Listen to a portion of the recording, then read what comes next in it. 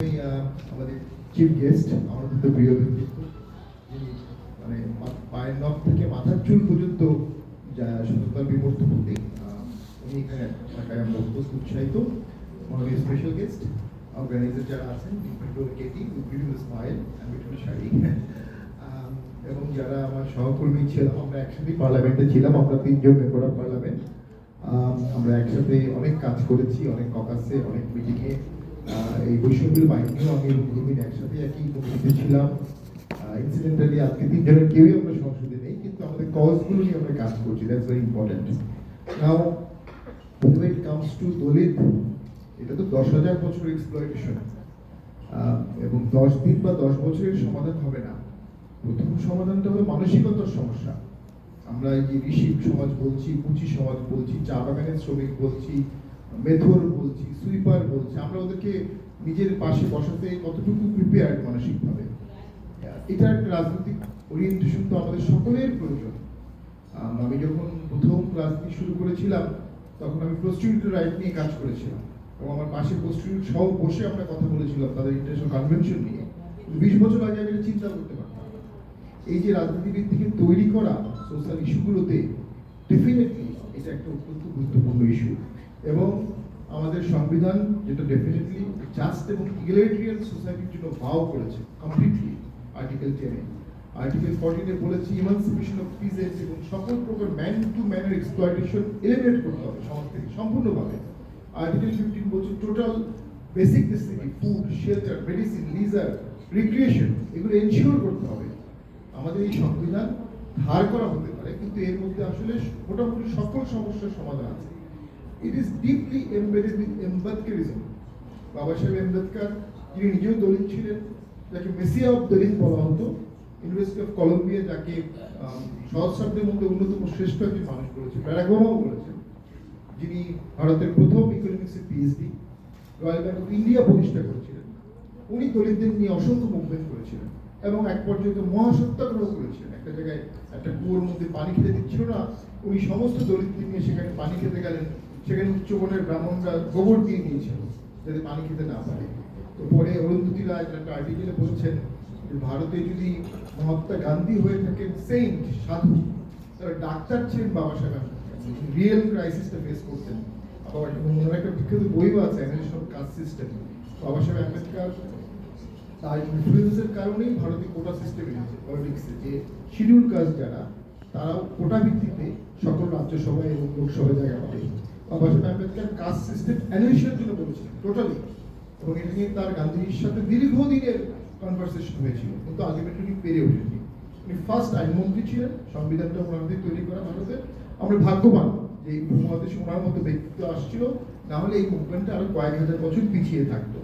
এখন living no one behind, আমরা growth and development, growth মানে তো আমাদের জিডিপি, ডেফিনেটলি এখানে সরকারের সাফল্য আছে, কোনো সন্দেহ নেই।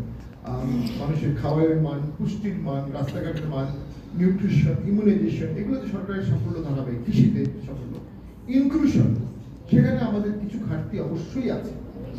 এখনো আমাদের সমাজে অনেক মানুষ আছে যারা অচ্ছুত হিসাবে ট্রিট করা হয়, যাদের ছেলেমেয়েরা দোকানে খেতে গেলে তাদেরকে দোকান থেকে বের করে দেওয়া হয়। ঘটনাগুলো খুব কম, কিন্তু an act of injustice is threat to justice anywhere, everywhere in the world.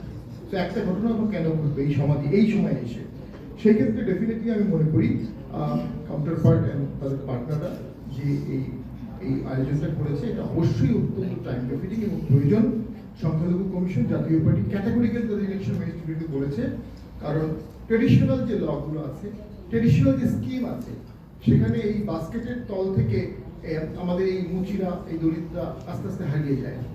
তাদের ছেলেমেয়েরা ভালো খেতে পারে না, তারা অনেক সময় মেইন স্ট্রিম স্কুলে যেতে পারে না, বই কিনতে পারে না, তাদের মাথায় চিন্তাই থাকে তারা মানে কিছুদিনের মধ্যে পড়ালেখা ছেড়ে দেবে, বিয়ে শাদী হবে, অথবা তারা কাজে ঢুকে যাবে। তো তাদের তো ক্যারিয়ার পাথ নাই।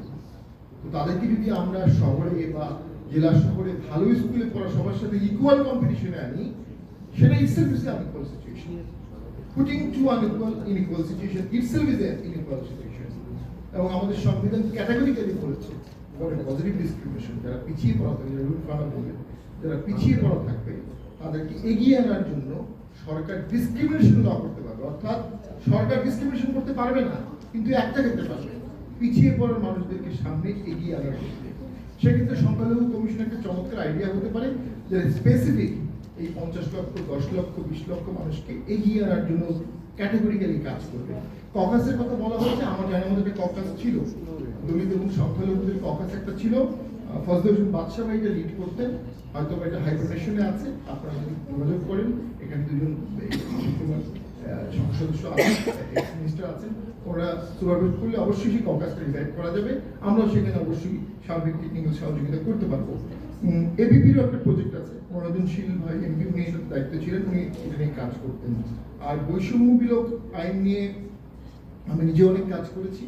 আইনটা ড্রাফট হয়ে চূড়ান্ত পর্যায়ে ছিল যখন আমি ল কমিটিতে ছিলাম, সেখানকার কিছু ধারা নিয়ে আমরা অবজেকশন দিয়েছিলাম এবং মাননীয় মন্ত্রী মহোদয় বললেন যে এই আইনটা অবশ্যই পরিবর্তন করে নতুনভাবে আনা হবে। তো আমরা এটা বিষয়ে যদি আমরা কথা বলি, সকলে মিলে মন্ত্রী মহোদয়ের সাথে দেখা করি, অবশ্যই এই আইনটা হয় আর বেশি দিন লাগানোর কথা না। আমাদের যারা আছেন প্রধানমন্ত্রী এবং বিশেষ অতিথি আছেন, গুড অফিস ফ্রেন্ডস, যাতে এই আইনটা দ্রুত ক্রিস্টালাইজ হয়। একটা আইনি কাঠামো দরকার। দেশে বৈষম্য বিলোপ হচ্ছে, আমরা অনেক ক্ষেত্রে দেখেছি যে অনেকের জানাজা করতে চায় না, অনেকে সৎকার করতে চায় না, এটা হচ্ছে সমাজের ঘটনা ঘটেছে। অনেকে রেস্টুরেন্ট থেকে বের করে দেওয়া হয়েছে যে তুমি সুইপারের ছেলে সবার সাথে কেন বসছো। তো সেই ঘটনাগুলো যদি ঘটে থাকে, সেটাকে একটা আইনি বিচারের মধ্যে আনা উচিত। আর আমি মনে করি শিক্ষা এবং জব প্লেসমেন্ট, এই দুটি ছাড়া, পলিটিক্যাল এমপাওয়ারমেন্ট, এই দুটো তিনটি ছাড়া কোনো মুভমেন্টই কখনো সফল হতে পারে না। সেক্ষেত্রে কি করে দলিত কমিউনিটি আরো বেশি শিক্ষা লাভ করবে, রাষ্ট্রকে সেখানে বিশেষ পৃষ্ঠপোষকতা দিতে হবে, কিভাবে তারা চাকরি পাবে।